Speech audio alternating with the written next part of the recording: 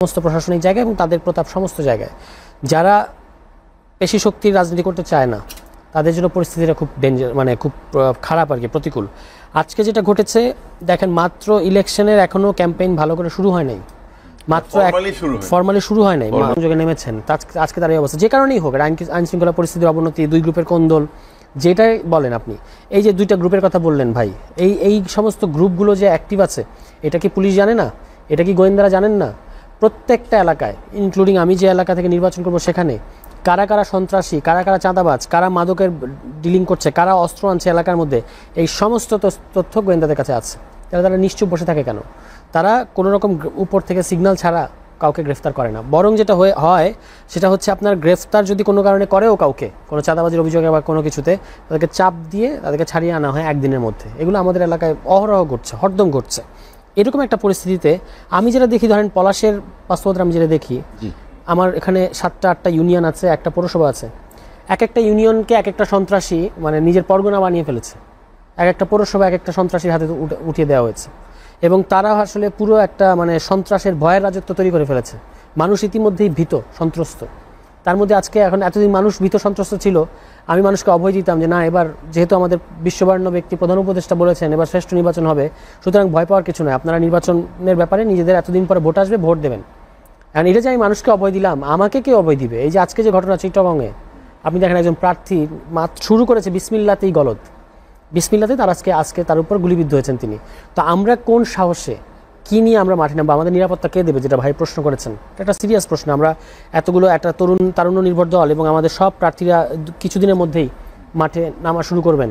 আমি তো অনেক আগে থেকে জনসংযোগ ইত্যাদি করে আসছি, কিন্তু যখনই এই যে অফিসিয়াল নমিনেশনটা আমাদের এই সপ্তাহে দিয়ে দিবে, দেওয়ার পরে কিন্তু আরও ব্যাপক প্রার্থীরা মাঠে নামবে, তখন তাদের কি হবে? তাদের নিরাপত্তা। আপনি যেটি বলছিলেন যে রাষ্ট্রের বা বিশ্বের দেশের বিভিন্ন জায়গায় যে বিভিন্ন গ্রুপ সক্রিয়, এটি আমরা গণমাধ্যমে সংবাদও দেখেছি। এই গ্রুপগুলো আসলে কাদের সক্রিয় হচ্ছে? আপনার আইন উপদেষ্টা প্রশ্ন করছেন, আপনি চিন্তা করে দেখেন অবস্থাটা কোথায়। আইন উপদেষ্টা প্রশ্ন করছেন যে ওই যে কতদিনে যেন 2-3 দিনে বলে 8,000 না কত মামলার জামিন হয়েছে, 800 জামিন হয়েছে একদিনে 800 জামিন।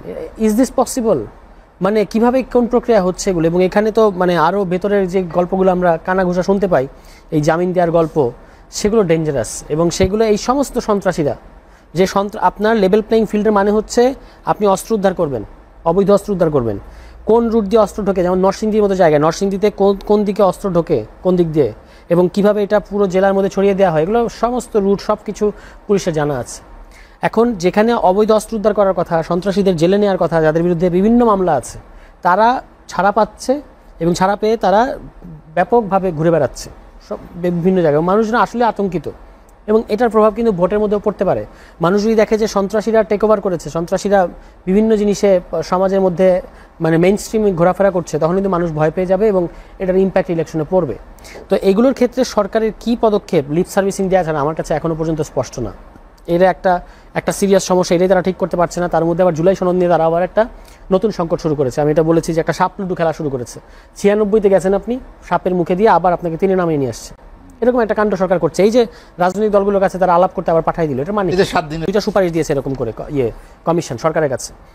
এইটা একটা সুপারিশ, এটা একটা সুপারিশ, এবং 2টো সুপারিশের মধ্যে প্রায় সমস্ত দলের সমস্ত মতামতেরই রিফ্লেকশন আছে, কারোরটাই হুবহু নেওয়া হয় নাই, কিন্তু সবগুলোকেই তারা কন্টেন করার চেষ্টা করেছে। আদেশ দিয়েছে, তারপর গণভোট, তারপরে আগামী পার্লামেন্টকে গাঠনিক ক্ষমতা দেওয়া হবে।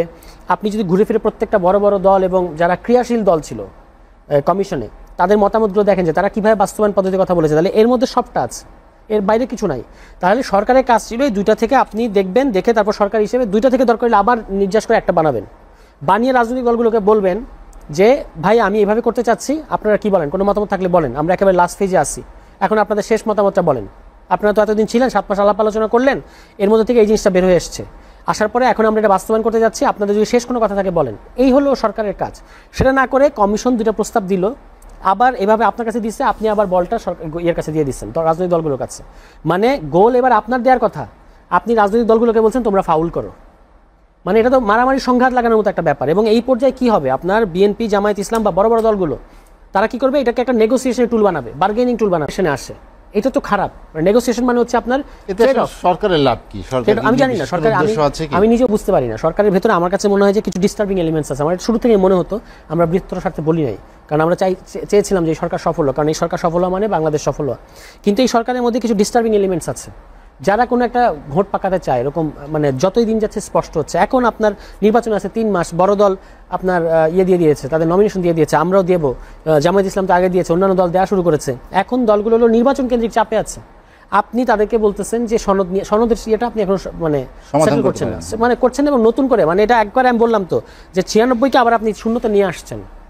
এতদিন ধরে যে আলাপ আলোচনা হলো সেটার ভিত্তিতে আপনাকে সিদ্ধান্ত নিতে হবে। ফলে এইটা সরকার কেন করছে আমি ঠিক বুঝতে পারছি না। আর আমার ধারণা প্রধান উপদেষ্টাকে তো আমরা খুব রেসপেক্ট করি এবং উনি আসলে আমাদেরকে উদ্ধার করেছেন এই গণঅভ্যুত্থানের পরে দায়িত্ব নিয়ে, কিন্তু উনি যথেষ্ট পরিমাণ সিরিয়াস না এই ব্যাপারে এবং উনি যথেষ্ট পরিমাণ কনসার্নড না, মানে ব্যাপারগুলো উনি বোঝেন না কীভাবে কী করতে হবে। এবং ওনাকে যারা সবসময় ঘিরে থাকে, ওনার যে ক্লোজ সার্কেল, তারা যে সমস্ত পরামর্শ, যারা ওনাকে সিরিয়াসলি মিসগাইড করেন পরিস্থিতি সম্পর্কে। উনি ভাবেন ব্যাপারটা খুব সহজ, উনি বসবেন, ওনার সামনে 30টা রাজনৈতিক দল বসবে, উনি বলবেন আমরা শ্রেষ্ঠ নির্বাচন করতে চাই এবং হয়ে যাবে। এত সহজ না জিনিসগুলো। ওনার ধারণা সত্যি সত্যি এত সহজ, ওনাকে দেখে নির্বাচনগুলো এত সহজ হয়ে যাবে। কিন্তু এর জন্য যে রিয়েল যে আপনি দেখেন, কিছুদিন আগে উনি বললেন যে আমি জনপ্রশাসনের বদলিগুলো এবার আমি নিজে হাতে করব। আপনি এতদিন পরে এটা বললেন, আপনি নিজে জনপ্রশাসনের দায়িত্ব আপনার কাছে ছিল। এর আগে যে তুঘলকি কাণ্ড ঘটে গেছে জনপ্রশাসনে, সব এইগুলোর নানা কানাঘুষা আপনি শুনেছেন, আমরা সবাই শুনেছি। এতদিন যাওয়ার পরে কি একটা ক্যাবিনেট মিটিং না কি কমিশন না কি একটা কমিটি তারা করে দিছে, ওই কমিটির বিরুদ্ধে সমস্ত রাজনৈতিক দলের অভিযোগ। তার মানে তারা কোনো গুরুতর মানে গোলমাল করছে। এত কিছুর পরে উনি এসে ইলেকশনের 3 মাস আগে এখন তিনি বলছেন আমি আমার হাতে করব। এতক্ষণে যা যা ঘটে গেছে সেটা হলো বিরাট ভয়ঙ্কর ব্যাপার। দেখা গেছে যে ওই একটা জেলার কথা শুনলাম, 4 জনের নামে এরকম অভিযোগ। ডিসি যে নিয়োগগুলো হচ্ছে, প্রধান আগে শেখ হাসিনার অফিসে কাজ করতেন, তাকে আপনার ডিসি বানানো হয়েছে। শেখ হাসিনার দপ্তরে যিনি কাজ করতেন এরকম লোক এখন ডিসি হয়েছে। তো এইরকম এরা যে এরকম হচ্ছে, প্রধান উপদেষ্টা, তার মানে যেটা আমরা চেয়েছিলাম যে আমলাতন্ত্রে একটা বিরাট শুদ্ধি অভিযান চলবে এবং যারা আসলে কেপেবল, যারা নিরপেক্ষ থাকতে পারবেন তাদেরকে দায়িত্ব দেওয়া হবে। কারণ আলটিমেটলি ইলেকশনটা নির্ভর করে, ইলেকশনের ভাগ্য নির্ভর করবে শেষ পর্যন্ত। আপনি যতদিন করাবে এটা দেখবেন যে স্পষ্ট হতে থাকবে ডিসি, এসপি, ইউএনও, ওসি, এই যে 4টা পোস্ট, এই 4টা পোস্টে আসলে ইলেকশনের জন্য ভাইটাল। তারা যেভাবে চাইবে সেভাবেই হবে। তারা চাইলে ইলেকশন সুষ্ঠু হবে, তাদের ভূমিকাটা খুব ইম্পর্টেন্ট। ফলে এখন তাদের এখানে কোন লোকগুলোকে আপনি বসিয়েছেন, তাদের অতীত রেকর্ড কি, এগুলো কিন্তু মানে যেই গল্পগুলো বেরিয়ে আসে সেগুলো খুব মানে বলা হচ্ছে যে লোক পাওয়া যাচ্ছে না, জেলা লোক পাওয়া যাচ্ছে না, সত্য না। কোনো নতুন নিয়োগ দেয় নাই এই সরকার।